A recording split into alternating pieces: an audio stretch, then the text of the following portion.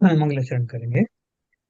ओम नमः सिद्धेभ्याः जय श्री ओम नमः सिद्धेभ्याः जय श्री ओम नमः सिद्धेभ्याः।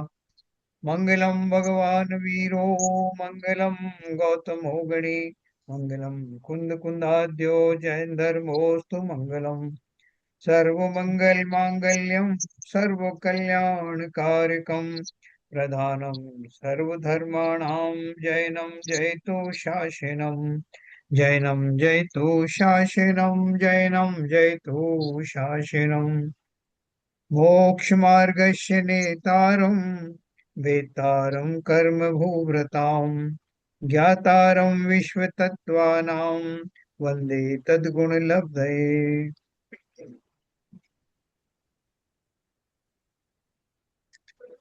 तत्वार सूत्र नाम का ग्रंथ हमारे सामने है, जिसके रचयिता हमारे आचार्य श्री गुरुवर श्री आचार्य श्री उमा स्वामी हैं, जिनके माध्यम से हमें सम्यक दर्शन की और धर्म के प्रारंभ करने की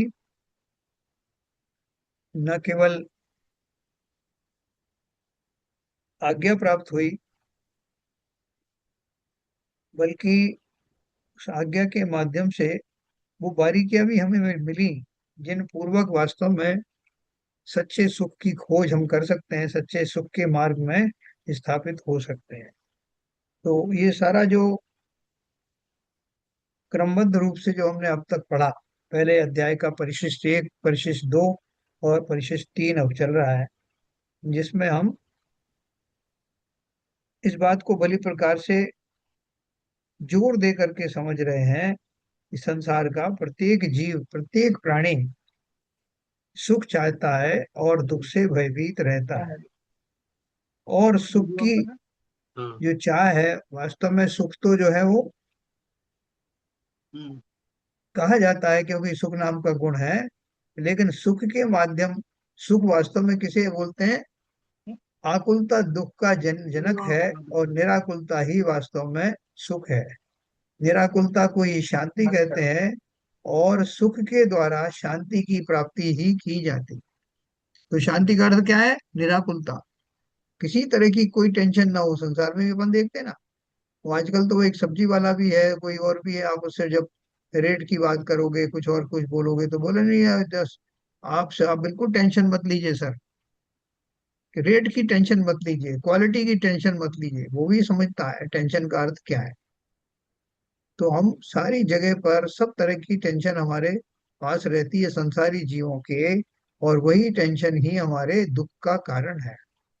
अलग अलग फॉर्म में रहती है, कुछ हमने जानबूझकर ओढ़ी हुई है, कुछ हम अनजाने में अज्ञानवश में ओढ़े हुए हैं। तो वास्तव में कहा जाता है कि जिसे वस्तु स्वरूप की सही समझ है, उसे किस बात की टेंशन। जैसे हमें मालूम है कि प्रत्येक जीव जो यहाँ आया है पर्याय धारण करता है, वो एक पर्याय की जितनी भी आयु होती है, वो समाप्त होने के बाद वो नियम से पर्याय बदलती है, जिसे हम मरना कहते हैं। तो मरना, जन्म लेना, ये सब नैसर्गिक नियम है, इसमें क्या डरना। तो जब तक ये चीज हमको पूरी तरह से क्लियर नहीं हो कि ये सब नैसर्गिक नियम है और इनमें कहीं डरने की, कहीं टेंशन लेने की आवश्यकता नहीं, तब तक हम बहुत तरह की टेंशन लेते रहते हैं। तो इसलिए जो अभी अपन पढ़ने जा रहे हैं, कल भी हमने जो पढ़ा कि न केवल सुख का, शांति का स्वरूप, बल्कि उस स्वरूप की प्राप्ति के लिए सबसे पहले तो हम ये जानना चाहते हैं कि क्या ऐसे जीव भी संसार में मौजूद हैं कि जो संसार में रहते हुए भी किन्हीं उपायों के कारण से संसार में गहरे धसे हुए नहीं है। संसार में जैसे ऊपर तैर रहे हैं, संसार के दुखों से अछूते हों, और कालांतर में इन्होंने परम सुख को प्राप्त किया है। क्या ऐसे जीव संसार में मौजूद हैं? और अगर हैं तो उनका एक्सपीरियंस शेयर किया जाए, उनसे पूछा जाए कि आप इस अवस्था तक कैसे पहुंचे, क्योंकि मुझे भी सुख चाहिए। और बाकी सारे उपाय जो कुछ मैं जानता था, वो सब मैंने ट्राई करके देख लिए। सर, तो यही बात। हाँ बोलिए। ये आकुलता के बारे में जो बात हो रही थी, हम्म। क्या ये आकुलता पूर्व संस्कारों से भी जनित होती है? हम्म। देखो, पूर्व संस्कार जो है वो कहाँ से आए? आपकी बात सही है, पूर्व संस्कार तो है ही। आपने देखो, पूर्व संस्कार अभी जैसे कि कोई जीव जो है, अगर वो कसाई की योनि में आया, जिसने जीवों को काटना पीटना वही सब देखा है, उसको किसी के चीत्कार आदि से कुछ दयाद्र नहीं होता, तो उसके लिए वो उसके संस्कार हैं, बिल्कुल सही बात है। तो वो संस्कार जो है, अब वो उसको काटना या कटते हुए देखने में उसको आकुलताएं नहीं होगी। लेकिन दूसरे जीव को, जिसने कभी वो देखा नहीं, कभी अनुभव नहीं किया, उसको में जन्म नहीं लिया, उसको वो सारी घटनाएं आकुलता जन्य होंगी। ये बात बिल्कुल सही है। संस्कारों का तो मुख्य उसमें रोल होता है, लेकिन संस्कार आते कैसे हैं, बनते कैसे हैं, बनाता कौन है, ये इस प्रश्न का उत्तर है। कौन संस्कार देता है? ये संस्कार तो पूर्व कर्मोदय से होते हैं। वो कर्मों का कौन ने सृजन किया? वो खुद नहीं किया। नहीं नहीं, वो बात तो स्पष्ट है। हाँ, मगर जो मैं ये कह रहा हूँ कि जो जैसे जो आकुलता है, बिल्कुल राग सही है। द्वेष भाव होते हैं, कुछ क्या कहते हैं पूर्व संस्कारों की वजह से ही रहते हैं। और कुछ तो क्या ये आकुलता भी पूर्व संस्कार जनित रहती है क्या?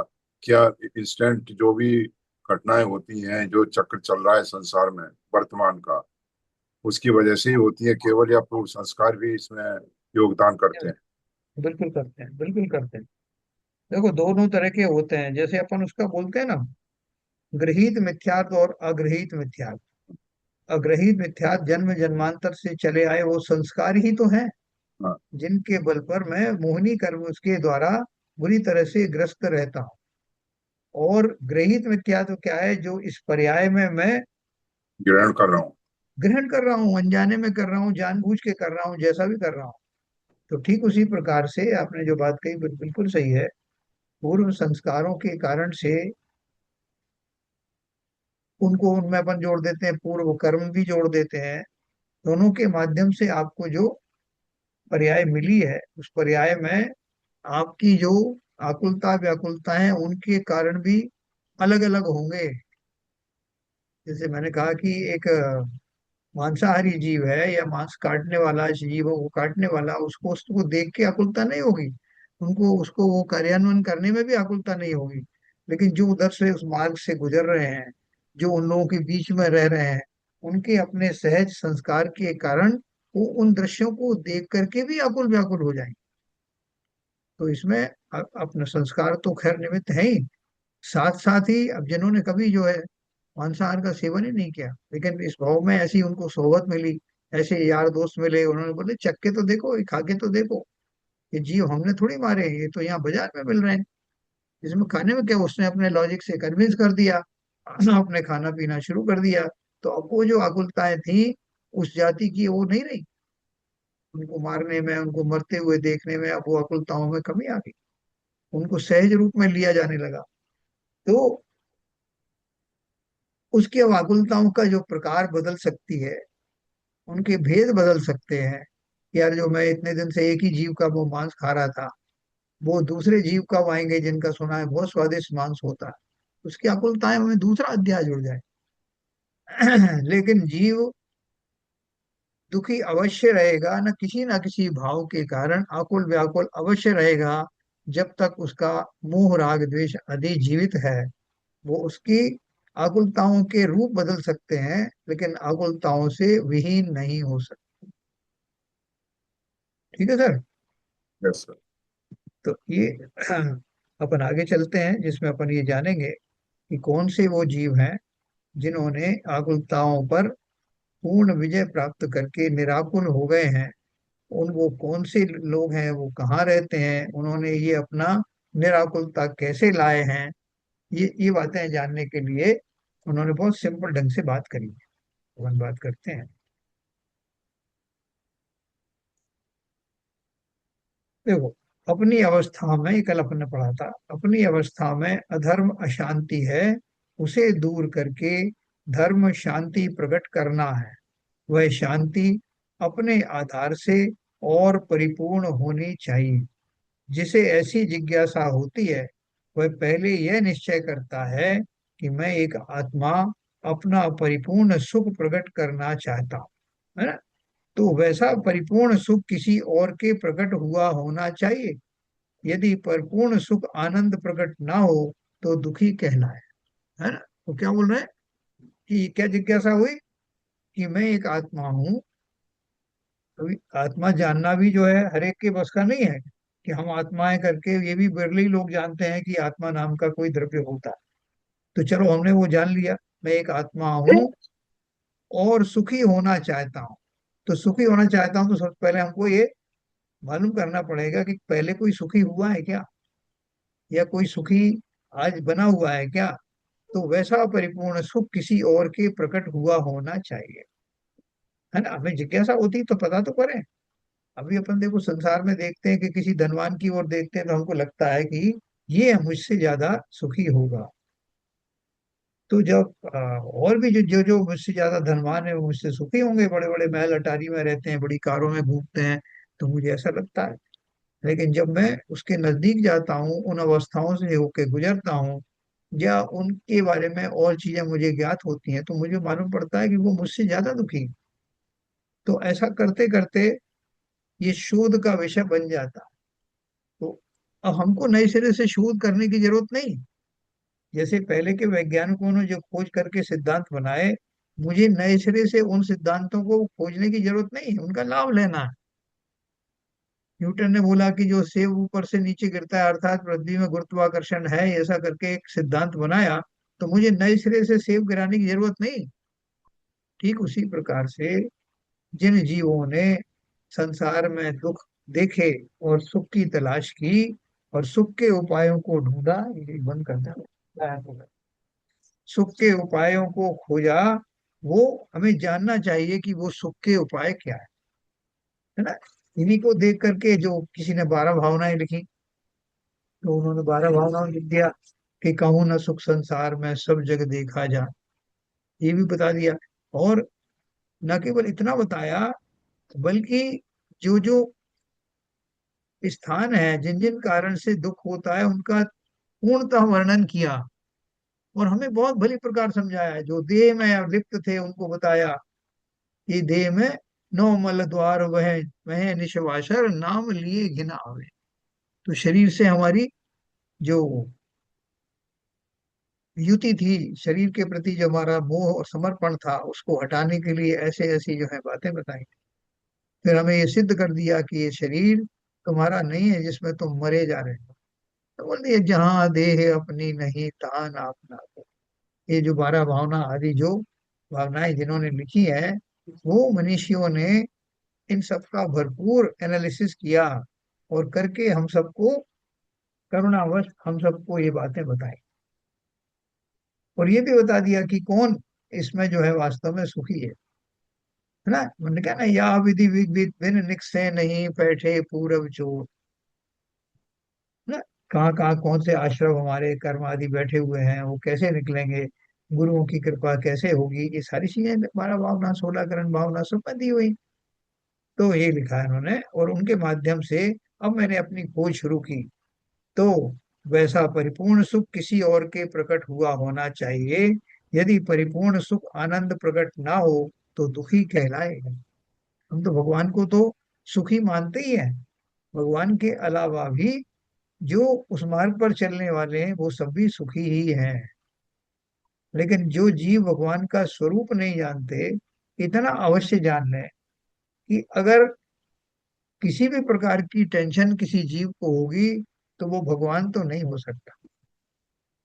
जिसने किसी ने संसार को बनाया, अपन कल्पना करते हैं ना, इस संसार का निर्माण किसी ब्रह्मा ने, विष्णु ने, महेश ने किया है, या जैसे उनका पालन करता है, तो सोचो तो उसके पास कितनी टेंशन का सामान होगा कि संसार की जितनी वनस्पतियां, उनमें अलग अलग प्रकार के जो है रंग होते हैं, उनमें रंग भरना, उनमें उसी तरह की वनस्पतियां उगाना, उस पेड़ से और कुछ ना उग जाए इसका ध्यान रखना, है ना। समुद्रों की जो बूंदें हैं उनमें कितने जीवों को डालना, एक एक बूंद में घास के एक कण के अंदर में कितने जीवों की व्यवस्थाएं करनी, आलू प्याज आदि के अंदर में कितने जीव भरना, मनुष्यों के उतरियंशों की देहों में कितने त्रस जीव और एक इंद्रिय जीव भरना, कैसे उनका मरण जन्म का व्यवस्था करना, कैसे 84 लाख योनियों में जाने की व्यवस्थाएं करना, कैसे कर्म और उनके फल आदि देने की, इतना टेंशन लेने वाला जो जीव होगा वो कैसे सुखी होगा,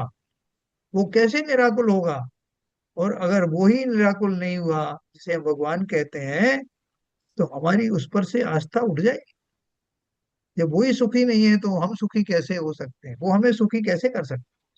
अपन इसको लॉजिक से समझें, तो लॉजिक से समझने से हमको समझ में आएगा कि वास्तव में भगवान वो तो नहीं हो सकता जो स्वयं इतनी टेंशन से होके गुजरे। आप कहोगे नहीं साहब उन्होंने एक ऑटोमेटिक सिस्टम बना दिया है जिसकी वजह से वे सारा काम होता रहता है। तो वो सिस्टम का जो सॉफ्टवेयर है उसका अपडेट करते होंगे।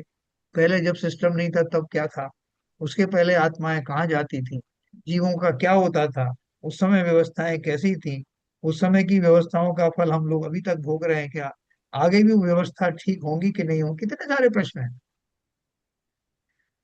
तो इसलिए जैन दर्शन में सीधा बताया कि ये संसार अनादि निधन है, अनादि काल से है, अनंत काल तक रहेगा, इसका कोई करता धरता हरता नहीं।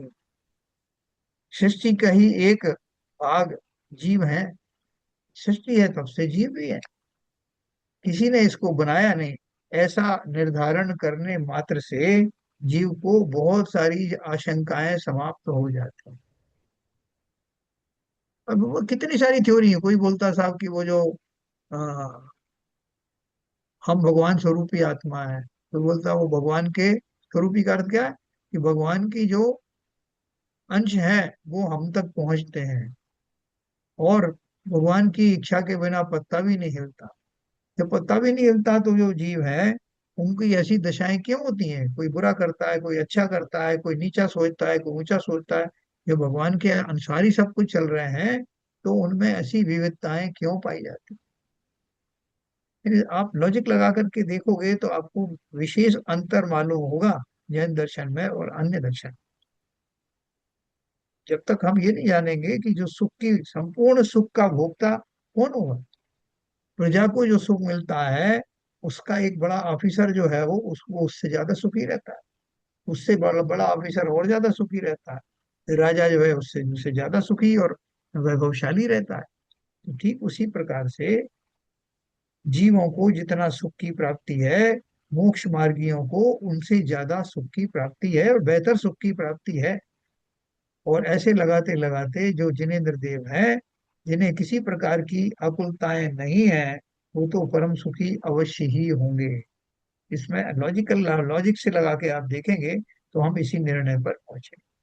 तो मैं एक आत्मा अपना परिपूर्ण सुख प्रकट करना चाहता हूँ, ये मेरा संकल्प है। तो वैसा परिपूर्ण सुख किसी और के प्रकट हुआ होना चाहिए, ऐसा कौन है पता लगाए। यदि परिपूर्ण सुख आनंद प्रकट ना हो तो दुखी कहलाए, जिसे परिपूर्ण और स्वाधीन आनंद प्रकट होता है वह संपूर्ण सुखी है, और ऐसे सर्वज्ञ वीतराग ही है।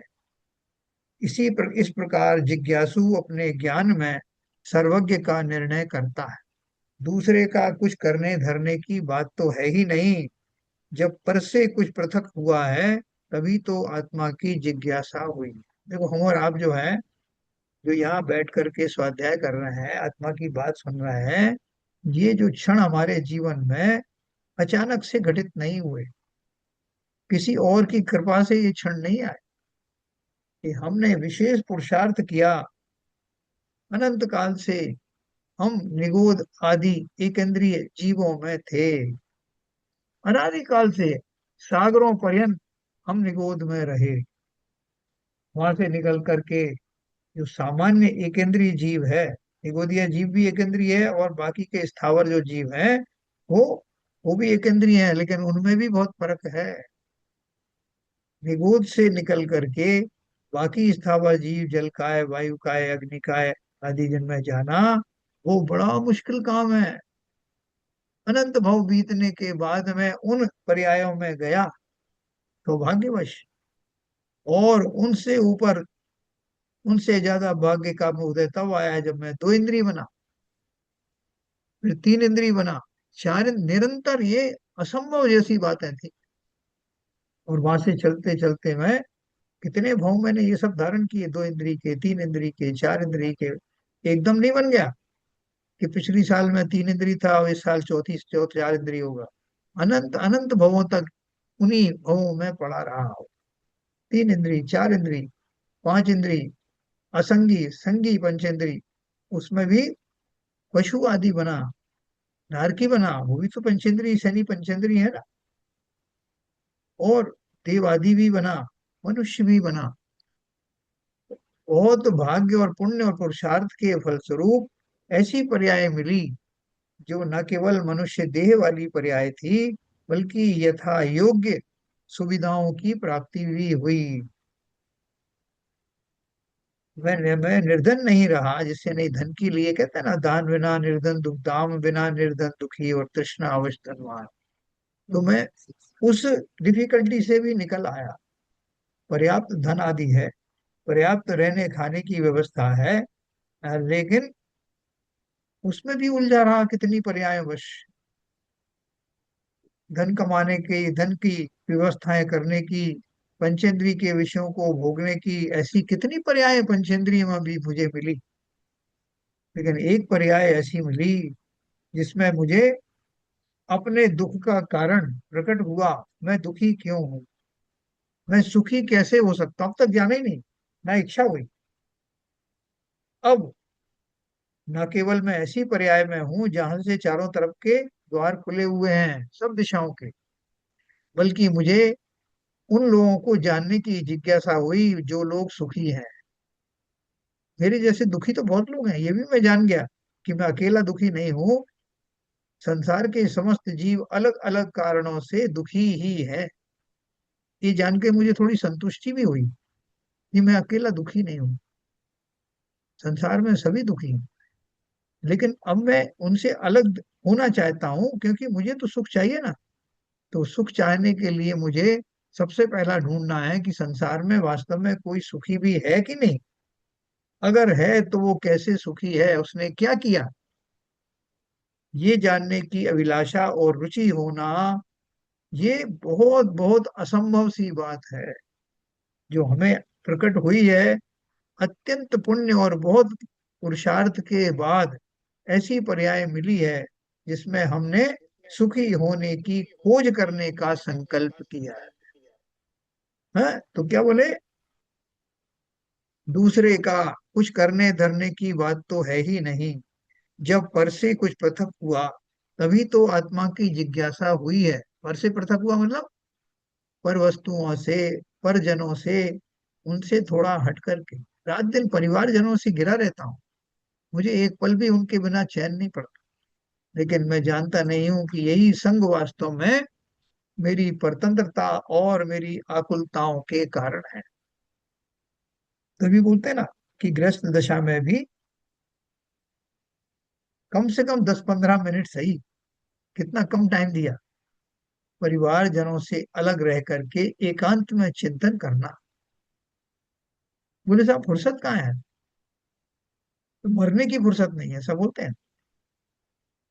बोले भैया, मरते तो तुम बहुत रहे हो, फुर्सत तुम्हें निकालने की जरूरत नहीं। फुर्सत तो इसकी निकालनी है, उन क्षणों की फुर्सत निकालनी है जिसमें समस्त अन्य पदार्थों से भिन्न होकर के अपने स्वरूप के बारे में किंचित चिंतन करना।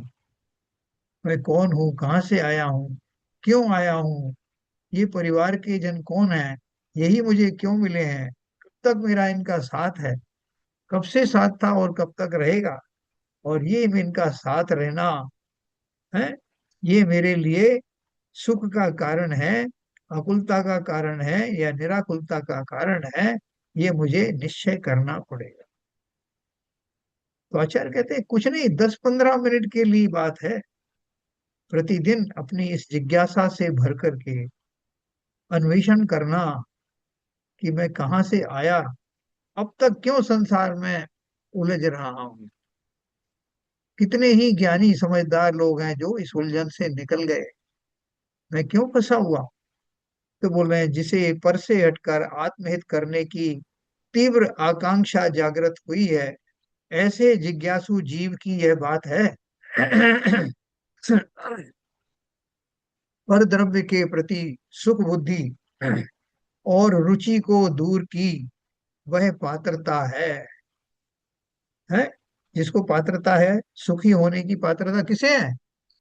जिसने परद्रव्यों के प्रति सुख बुद्धि का त्याग किया और जिसने स्व के प्रति रुचि उत्पन्न की, वो ही पात्र है सुख प्राप्त करने के,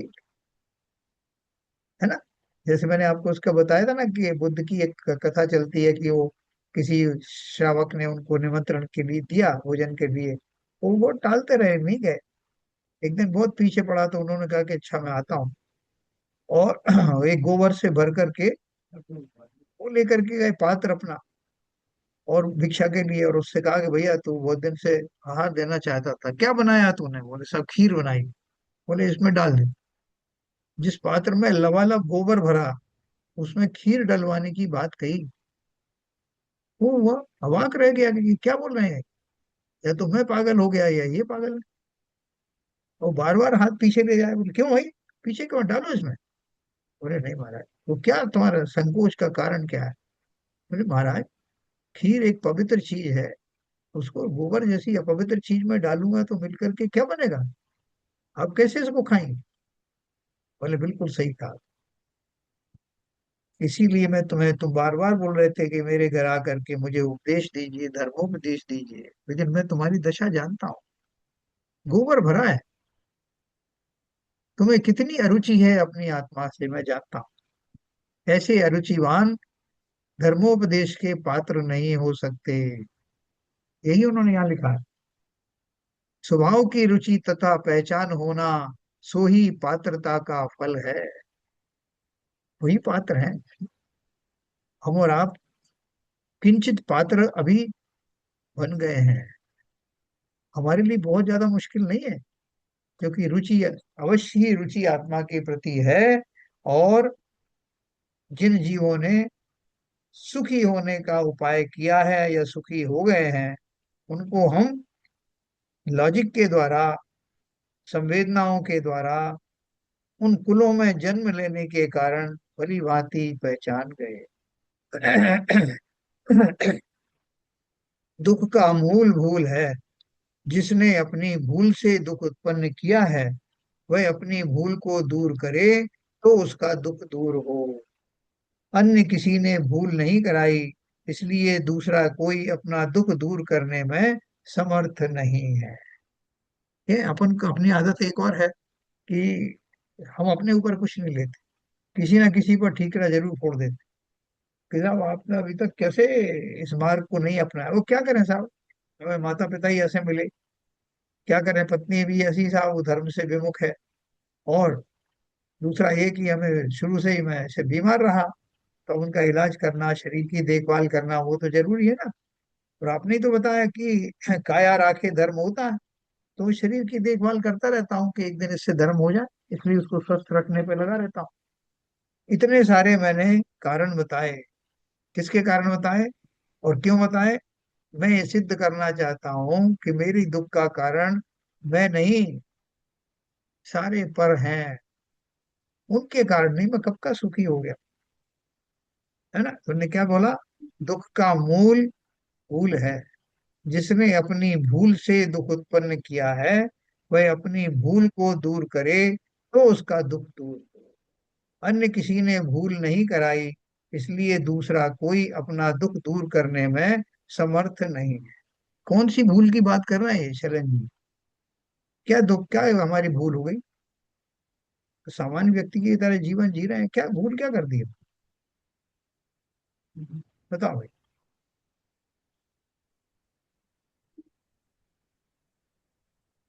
हम्म। अपने स्वरूप को भूल गए, अपना स्वरूप ही याद नहीं है कि हमारा जो स्वरूप क्या जो अपना स्वभाव है हम्म। और हमारा जो संसार में पर्याय का से लगे हुए जो हमारे स्वभाव है, उसी को हमने अपना मूल स्वरूप समझ लिया और उसी में रमते चले गए। उससे कभी हमने अलग हटके सोचा ही नहीं। उसमें चाहे हमको दुख भी मिला तो उसको हम सुखी माने, उसको हमने दूसरे का पर का कारण माना कि इस वजह से मिला या उस वजह से मिला या ये हो गया या इसकी वजह से मिला या माता की वजह से मिला या पिता की वजह से मिला या दोस्त की वजह से मिला, लेकिन वैसे बाकी तो मेरी ये जो संसार में बहुत सुख है। तो वो उस जितना हम उसमें, वही हमारी सबसे बड़ी भूल है। हम्म। हाँ हाँ, और कोई बताइए। बहुत बढ़िया है, ये तो बहुत अच्छा जनरल टॉपिक है। क्या भूल क्या है, हमको अभी रियलाइज हो रहा है क्या, ये क्या भूल है हमारी? बताइए नीरजा जी।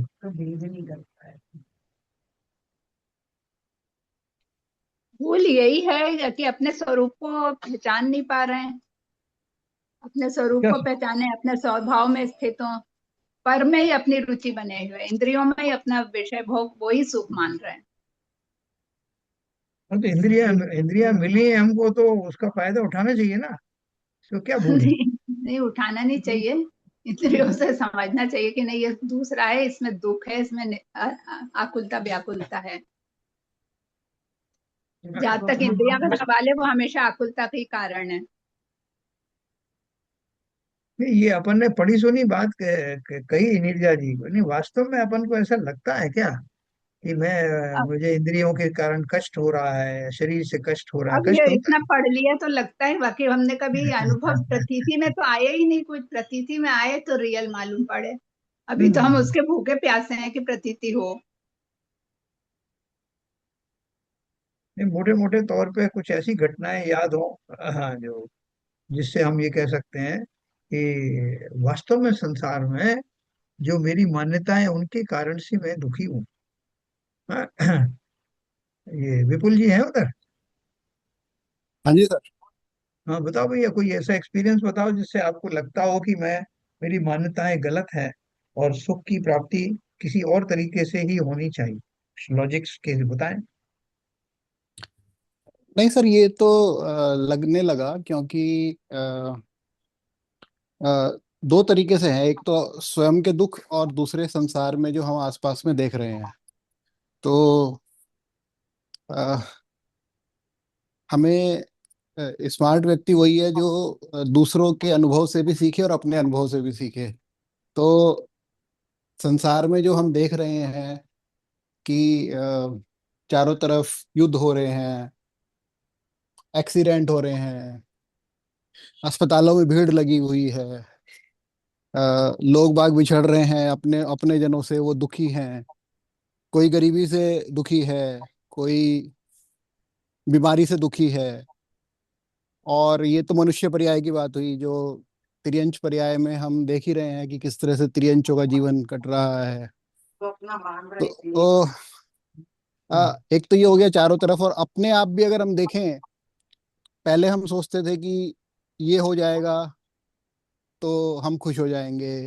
फिर हम सोचते हैं कि बच्चों की शादी हो जाएगी तो हम हो जाएंगे। फिर लगता है कि कुछ और, फिर एक और माइलस्टोन आ जाता है, फिर एक और आ जाता है। तो जो हम चेस कर रहे हैं वो संसार में नहीं मिल रहा है, वो तो अभी दिखाई देने लगा। इसलिए शास्त्रों में जो लिखा है कि सुख नहीं है संसार में, वो समझ में आने लगा। हाँ, वो मान्यता में दिमाग मतलब जानकारी में आ गया, वो मान्यता में नहीं आया। लेकिन कुछ हद तक जानना, पहले जो पहली सीढ़ी है वो तो समझ में आने लगी है अभी, कि जो लिखा है वो बिल्कुल सत्य ही है। स्वयं के अनुभव से भी और जो आसपास के दूसरे जीवों का अनुभव देख रहे हैं उससे भी।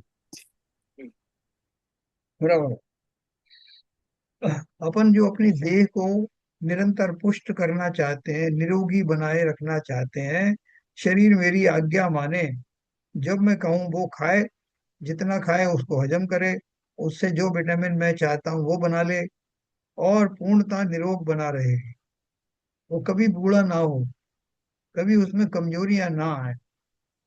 ये करने के लिए मैं भव भवांतर तक मैंने ये उपक्रम किया, लेकिन क्या मैं अपने उपक्रम में सफल हुआ? एक दुख जाता है तो दूसरा आ जाता है। 8 करोड़ से ज्यादा रोगाणु शरीर में सदा पाए जाते हैं।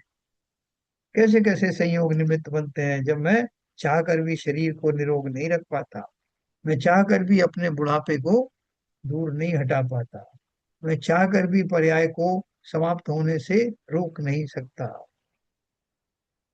कितने कितने मैंने उपक्रम किए, मेरी सारे जीवन में जो आकुलताएं रही वो यही तो रही। शरीर को अपना ही माना है ना। हाँ, इसमें जो दुख सुख होते हैं, बराबर।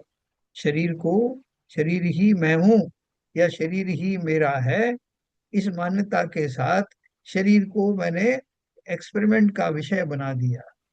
उसके ऊपर बहुत प्रयोग किए। वो पंचेंद्रियां सब उसी में, शरीर में ही आती हैं। निरंतर उनके भोगों से अपने आप को सिक्त किया। उन सब विषय भोगों के द्वारा मैं सुखी होऊंगा, ऐसा मैंने अपना विश्वास के पूर्वक उन सब विषय भोगों का की प्राप्ति की और शरीर को प्रदान किए। हाँ, लेकिन क्या कहा, ज्यो ज्यो भोग मिले सो त्यों तृष्णा अधिकी अधिकी हुई। एक तो तृष्णा हुए फंस गया, और दूसरा, मुझको न मिला सुख क्षण भर भी कंचन कामिनी प्रसाद। क्योंकि वो सब जो है वो शारीरिक नहीं, सुख जो है मानसिक होता है। संसार में हम जो जितने भी दुखी होते हैं, यहाँ अपनी मान्यता के कारण मानसिक रूप से भी दुखी होते हैं। क्योंकि शरीर को अपना माना, इसलिए शरीर में होने वाले जो परिवर्तन हैं, जिन्हें मैं अच्छा नहीं मानता, उनको देखकर मैं बार बार दुखी हुआ। उनको ठीक करने के लिए मैंने फिर कुछ संकल्प किए। वो संकल्प कभी काम आ गए तो मुझे और मेरा विश्वास बढ़ गया कि मैं शरीर के लिए क्या क्या कर सकता हूँ और कर। इस मोह चक्र में मैं निरंतर फंसा रहने के कारण आकुलता के चक्रव्यूह में निरंतर फंसा रहा। ये मैं प्रकट ही देखता हूँ। जो ये बोलते हैं ना कि आप 5-10 मिनट बैठ करके अपना वो सामायिक करिए, सामायिक में यही होता है। नियम सार में एक कायोत्सर्ग के बारे में बात आती, गुप्तियों के बारे में आती। तो वो उनका स्वरूप आप पढ़ना कहीं भी मिले तो, कैसे बीच बीच में पूजन के बीच में बोलते हैं कायोत्सर्ग करिए साहब। पूजन की एक पंक्ति समाप्त हुई, या वो जो है कल्याण पंच कल्याण के समाप्त हुए, उसके बाद अब आप कायोत्सर्ग करिए। तो कायोत्सर्ग में हम नमोकार मंत्र पढ़ते हैं। तो वो कायोत्सर्ग का अर्थ क्या है, वो क्यों करना जरूरी है, कोई बता सकता है?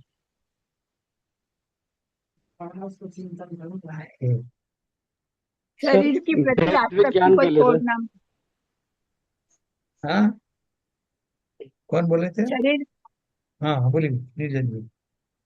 शरीर के ममत्व को छोड़ना, जैसे हम अपना मान के बैठे हुए हैं, उसके प्रति समझ में आना कि ये मेरा नहीं है, मैं आत्मा हूँ, आत्मा अलग है उससे। हम्म हम्म हम्म, वेद विज्ञान के लिए उसमें आत्मा और वेरी शरीर गुड, के लिए काय से अलग हूँ, कायरुसर्ग उसी को।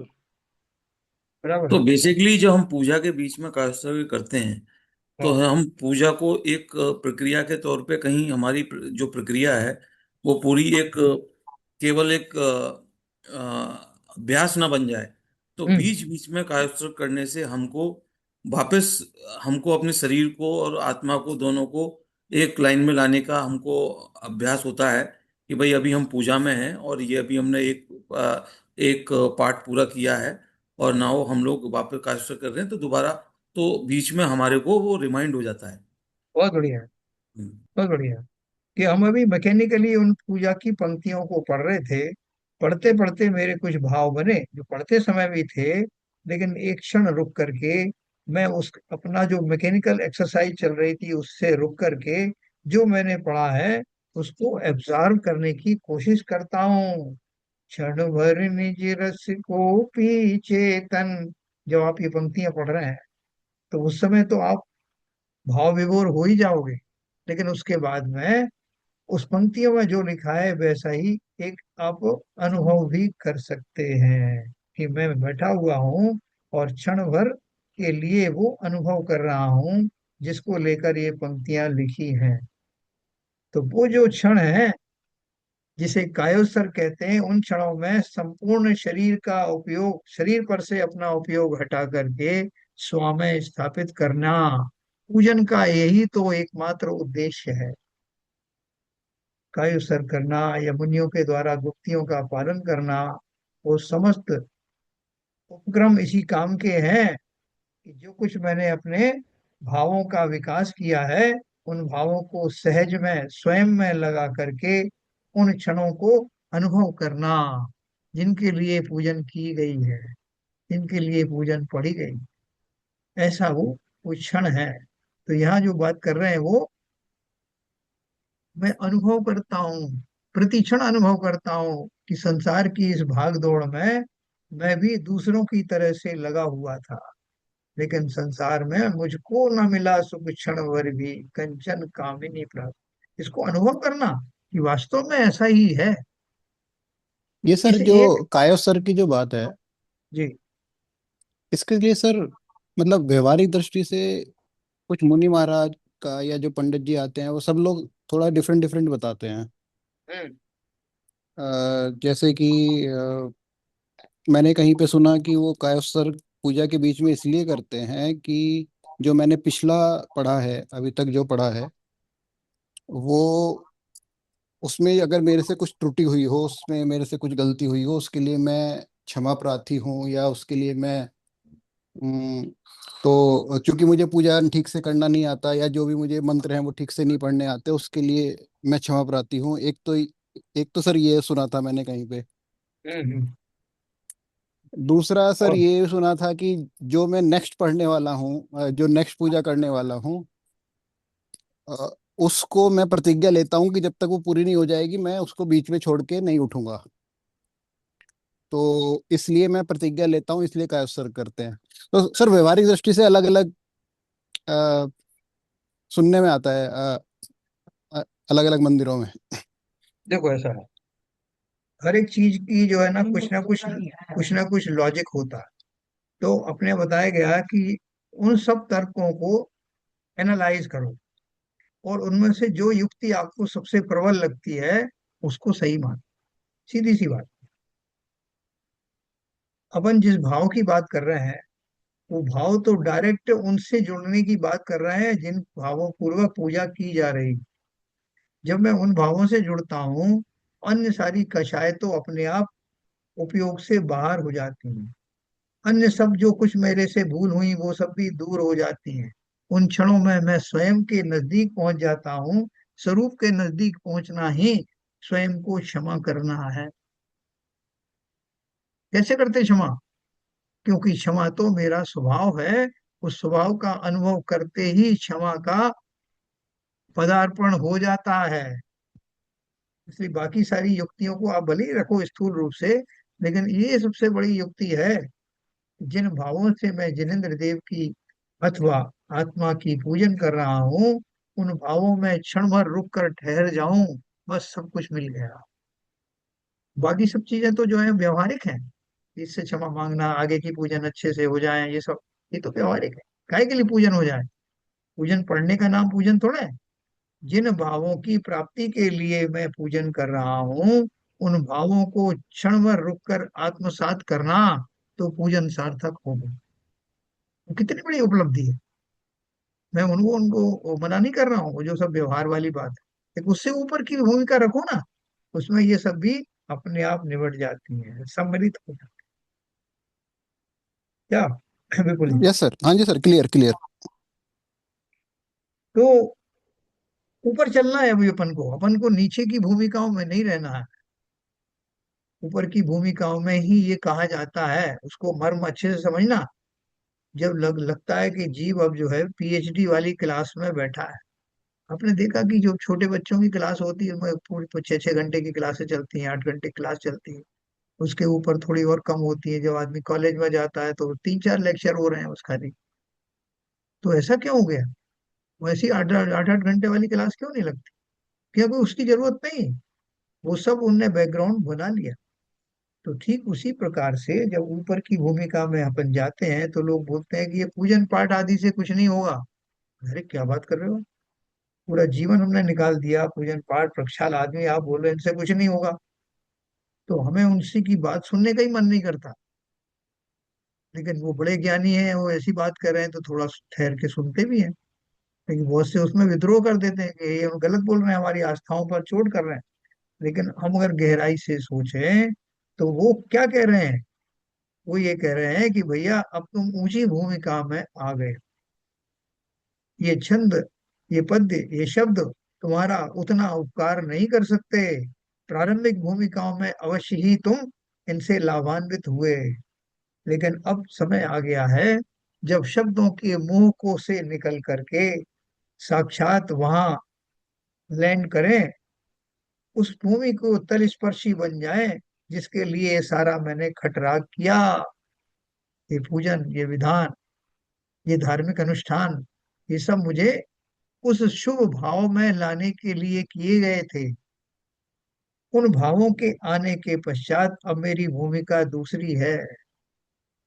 जिनेन्द्र देव की पूजन आदि के माध्यम से वातावरण का निर्माण हुआ।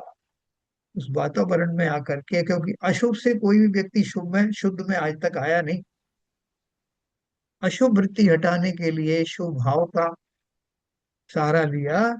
लेकिन अब जब मैं इस योग्य हो गया तो अब, जैसे वो आपका जो एरोप्लेन चलता है ना, तो पहले कितनी दूर तक दौड़ता है जमीन के ऊपर, जब उसको उतनी गति आ जाती है उस आवश्यक रूप से, तब वो ऊपर की ओर उड़ता है।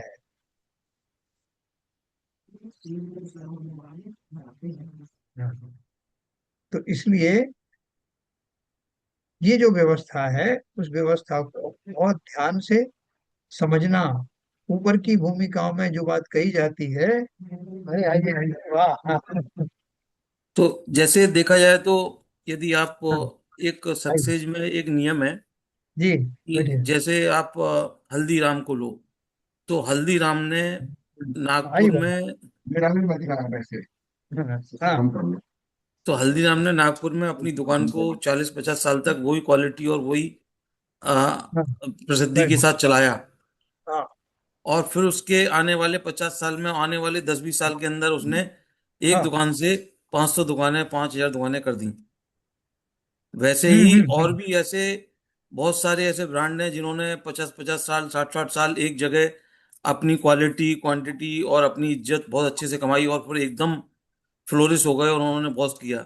वैसे ही धर्म में है कि हम कंटिन्यूअसली यदि लंबे समय तक एक प्रोसेस करते रहते हैं तो हमारी जो सात्विकता है वो एक लंबे समय से अभ्यास करने से ऊपर उठ सकती है और ऊपर आगे जा सकती है। जैसे आपने हवाई जहाज का उदाहरण दिया जी, कि एक हवाई जहाज काफी लंबे तक दौड़ता है फिर एकदम ऊपर उठ जाता है, तो हाँ, वैसे ही यदि हम अपनी जो अपने कार्यकलापों को सात्विक रखते हुए और कंटिन्यूअसली अध्ययन में और अपने सात्विक कार्य में लगे रहें तो एक दिन निश्चित रूप से हम आगे बढ़ पाएंगे। बिल्कुल। देखो, ये जो इसमें जो रहस्य है उसको भली भांति समझना। कि कोई आपसे कहे कि ये हवाई जहाज अभी इतना जोर से दौड़ रहा था जमीन पर, और वो दौड़ेगा नहीं जब तक, कैसे वो काम चलेगा? आपने तो उड़ान भर ली ऊपर आसमान में, दौड़ेगा कौन? बोले दौड़ लिए जितना दौड़ना था। अब उस दौड़ के आगे उड़ान ही आवश्यक है। उसी प्रकार से ये जो कुछ तो मेरे जो धार्मिक अनुष्ठान थे, पूजा पाठ आदि थी, वो निचली भूमिकाओं में जितनी उनकी आवश्यकता थी उतना मैंने किया। अब अगली भूमिका की तैयारी हो रही है, इसलिए कहा जाता है कि इनमें क्या धरा है। क्या धरा है मतलब उसका अर्थ समझना। इसका अर्थ ये नहीं है कि वो सर्वथा निरर्थक है। वो अपनी अपनी भूमिका में वो आवश्यक भी है, और उसके ऊपर की भूमिका में क्या आवश्यक है इसको भली प्रकार चिंतन करना। ठीक है सर। सर आज विवेक आपसे, जी। या हाँ, विपुल हाँ, जी। सर आप आज आपसे सर चार तीन तीन चार मिनट जल्दी जिनवानी स्तुति के लिए सर हमें गुरु गुरु पूर्णिमा के ऊपर आपके साथ कुछ शेयर करना है। तो आपसे निवेदन है कि 3-4 मिनट पहले जिनवानी स्तुति करें ताकि हम अपने विचार व्यक्त कर पाए। बिल्कुल जी। स्तुति है। हाँ, आप आज विपुल जी इधर ही आप ये, खत्म कर दीजिए सर। आप अभी जिनवाणी कर लीजिए तो फिर थोड़ा हम बात कर चलिए, पाएंगे गुरु पूर्णिमा के संजय लिए। प्रसाद जी जिनवाणी स्तुति कर। हाँ,